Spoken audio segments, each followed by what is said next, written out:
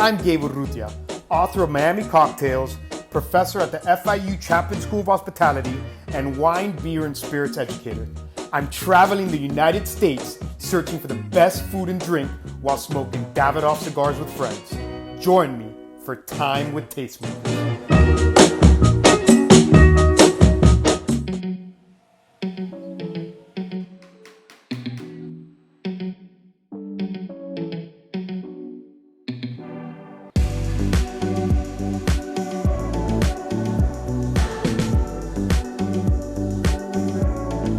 I am honored to be here in the heart of Little Havana with one of my very good friends, Carolina Quijano, owner, operator, chocolate maker of Exquisito chocolates, right here, right at the entrance, right, of Little Havana. And I love the vibe because for me, when I first walked in here, first and foremost, this is probably one of the best smelling places in Miami. And I just feel it's just like the energy of chocolate and all the different smells really kind of come together. And as you can see, we have created a monster here when it comes to chocolate. But first and foremost, thank you. You made me a cafecito, which I don't think you can come into Little Havana without a cafecito. So, salud. Salud. And that's a Panther coffee espresso bean. So support local always. So I wanted to ask you, because we are here, and I was raised obviously eating chocolate, whether it be the holidays or just enjoying a chocolate bar. Right. I always just saw a chocolate bar, but when I walked into this place, this is really as farm to table as you can get. I want you to tell me first how we got to this point, because I remember, I think if the story serves me correctly, you were working on Wall Street and you had a like kind of an aha moment. Can you tell me a little bit about that? Yeah, so I used to travel a lot for work, and I've always liked exploring like different foods and art and everything. And one of the things I discovered on these like long business trips was chocolate. And I fell in love with this notion of just chocolate made naturally, made how it used to be, just about the cocoa bean, and how delicious it could be just being very simple. And that really fascinated me. And so I spent a few years just tinkering around with chocolate at home, and then eventually made the leap to open this up. So this was, you're working on these long trips, obviously doing something completely different, consulting. Completely, And you start messing around with chocolate at the house. Do you remember what city you were at when this happened? When that aha moment happened? The aha moment happened in Paris. So I was visiting clients in Europe, and I had a little farmer's market, nondescript, a tent basically, hot chocolate, and it was just, I'm Colombian, so it reminded me of like that pure, like just chocolatey, hot chocolate, just being about that ingredient as opposed to everything else sometimes that we get in chocolate. We always talk about just really focusing on different types of ingredients. When we talk about cigars, we focus on every single part of the cigar, right? To be able to get these different kind of tastes and flavors. I know you work with different, and I don't know if we call them farmers or... Yeah, they're farmers, But you are very selective as to how you do this. Can you tell us how you go through this selection process of how we start getting this chocolate? And as you can see, I think... These are beans, these are roasted. So it starts like this, right? Is this... Yeah, this is how they come from the farm. To us, these have already been roasted by us, so they're easy to open up. But yeah, we work with 7 different farms throughout Latin America and the Caribbean.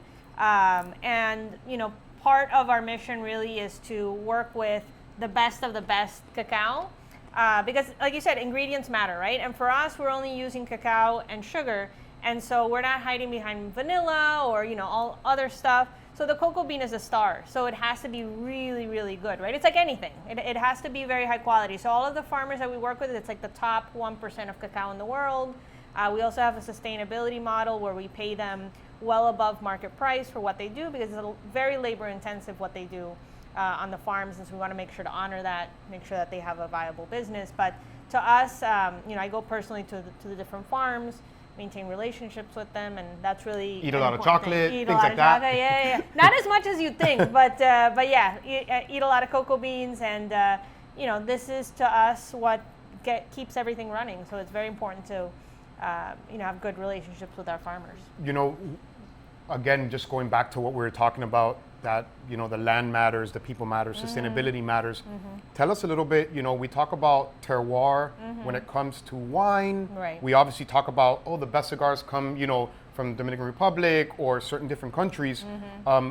What do you try to identify when you are creating some of these chocolates when it comes from kind of like a terroir standpoint? Yeah, so a lot of times, people always say like chocolate just kind of tastes like chocolate.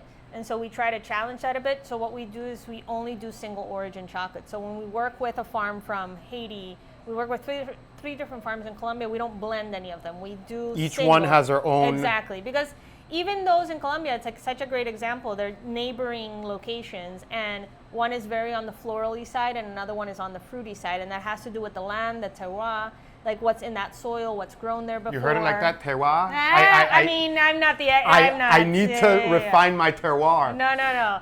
But what's in the land is so important, and it's like same with like sugar and all other with alcohols, with different things, how important the soil is, and that's what we want to highlight and bring through. So for me, I find the fermentation is very important. So unlike with beer or wine, the fermentation's done on the farm, not by us. So they have to maintain a great fermentation in order to have a great quality cacao, and obviously the genetics of the plant are very important. So I like to taste, make sure that it's fermented properly. Was it picked properly? Wasn't picked before or after it was ripe. So all those things are very important. And tell us, so I want to just get into the kind of bare bones of this. Sure. You are a chocolate maker. Yeah. Just a real quick, maybe 1 minute. How do we make chocolate? Yeah, so it's a masochistic process, but basically we take this, these are the beans that already come from the farm. We roast them, we took the shell off just like you did there. And then the inside part is called a cocoa nib. So that's the piece that becomes actual chocolate. It's the dark piece of it. And then this, we grind it. We have these stone rollers, these giant stones that weigh about 400 pounds, and they crush it and they turn it into chocolate through friction over the course of 4 days. When we're making dark chocolate, all we add is unrefined cane sugar. And then if we're making milk, we add milk to it. And that would be a milk chocolate, right? That would be a milk chocolate. That's what makes it a milk chocolate. And then we do make white chocolate, but that has no nibs. It's just the cocoa butter, the fat that's in it, and then milk and sugar. So it's honestly a very simple process, right? The big focus is on flavor. It's on that single origin. Right.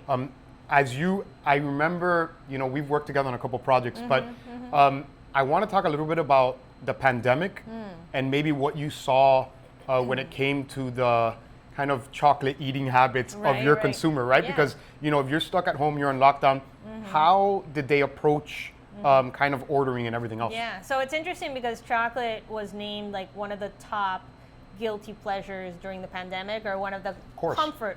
And it's interesting because I started to get a lot of emails from people like, thank you so much for giving me a moment of joy and like a moment of bliss is what I kept hearing over and over, because it's like in those moments where you can't go out, you can't see people, you indulge in like the simple luxuries. And I think for a lot of people, that's what it became.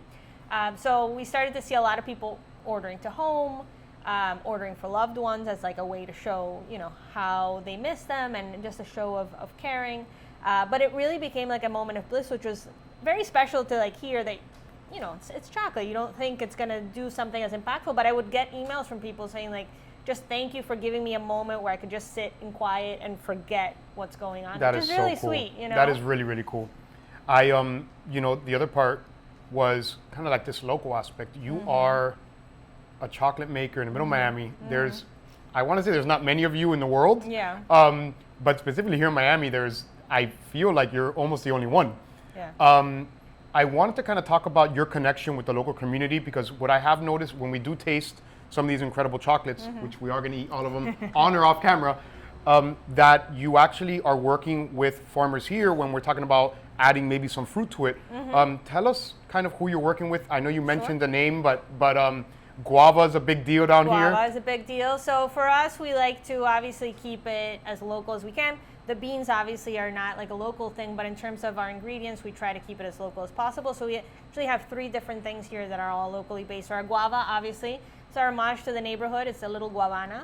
And so it's cool. made Which with, one is that one? That's the red one. Gorgeous. So that one's made with redland guava that's grown here. as you mentioned, Jorge, Jorge. the guava man, brings us the guava. He makes it specifically. He picks the pulp and he boils it specifically to the thickness that we need in order to make the ganache. I wouldn't get guava from anybody but I love it. No one. And knows. that is it's such a difference for our kind of guests that don't live in Miami. That's probably Yeah. around. I would say by car. You say 50 minutes from here? Yeah, something right like around that, there. yeah. So it's not like, this is 3 hours away. This is literally just, a Right hop, there. skip, and a jump around the corner. Yeah, and he takes a lot of care of the trees, and it's great. And I've had people who are like, I don't like guava, and then they try and they're like, oh my god, okay, I could have So this. cool. Or even with the ingredient, like can just like eat it off a spoon. Like it's amazing, So cool. and you could taste it. And we combine it with dark chocolate, so it's a nice mashup. Then we have the Miami Vice. So this is our mashup of what we think are the two obsessions in Miami, like coffee and dulce de leche. So it's a Panther coffee. So we infuse the coffee ganache with their beans to give it a nice richness. It's just, quality of ingredients matters so much, like you mentioned before. And we've noticed, like when you use, commercial coffee versus something local, it tastes fresh. It tastes, like it's supposed to taste. That is unbelievable. Right. And then our last one, this is our passionate. So it's a passion fruit ganache. So we use Gable's Delight. They're an award-winning jam maker here in Miami, and they use all local fruits. She's always scouring to see where figs are and passion fruit and guava and everything. Because we don't know where any of this, guava, George just put his flag in the sand as being kind of like the guava guy, but when you think of passion fruit, you're just like, where are we going? Yeah. Well, even guava, a lot of guava comes from Colombia, comes from outside that we consume here. And what's great with them is that they're actually buying stuff, or they own the farm where they have the actual product. And that's great because then, it's local, but it's also, it just tastes so much better than... This journey of chocolate, right? We are, back here where we can't see, where we have chocolate being made as we speak. Mm-hmm. I feel like it's a journey of kind of discovery for Miami, but also for you. Where has this taken you, and where does the future go? Because a couple years back we didn't see these many products, right? Yeah, so for sure. we're getting to a place where chocolate matters and good quality chocolate matters. Where do you see that going? Yeah, I mean, I think it's the way of the future, just like there is with people wanting to know where their produce comes from, where their meat comes from, where everything comes from. I think that's where it's going with people and how their understanding of chocolate is. Chocolate has a lot of issues in the industry with sourcing, with farmers not getting paid. So we are part of the movement of craft chocolate, where people can trust that where we're sourcing from is, with good intentions, it's sustainable. We've evolved. We started doing just wholesale chocolate to local places. We still work with, like, for example, Azúcar has been my number 2 client and still continues to be. Which is a local Cuban ice cream shop here in the heart of Little Havana. Yeah, so, we've continued to grow out our product line. Hopefully in the near future, we'll be moving to a bigger location, so that'll be fun. We're also going into Whole Foods soon, so that's exciting. Hello. So you can find our products there as well. And just continuing, for me, my mission is not so much bigger, but also better. So we can continue to just be better at what we do, make better product. Every day is like a chance to do something better. You guys are a gem in the heart of Little Havana in Miami, Florida. Instagram is Exquisito Chocolates, at Exquisito Chocolates. Yeah. So we are, honestly, as a Miamian, born and raised, we're lucky to have you here. Thank you. I wanted to mention one thing. So the holidays are coming up. Yes. I know you're making a special box. Yeah. And something special. Can you explain a little bit of that? Yeah, so we're doing, chocolate truffles with a twist.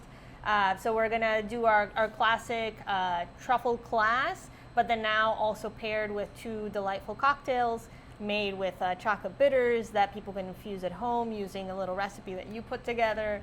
So cool. I have to say, I'm not usually like a straight liquor person, but that has become my go-to cocktail now. How cool is that? So you will get a truffle making class, and then with that you make your own bitters, and you can make your own cocktails, which we have videos coming up soon on that, and you can find that on their website, ready to order, ready for the holidays. Yeah. But thank you so much for having me. This is so cool. Thank you, Gabe. I'm going to eat all these chocolates off camera. So thank you for having us. Thank you, Gabe. I'm gonna have them.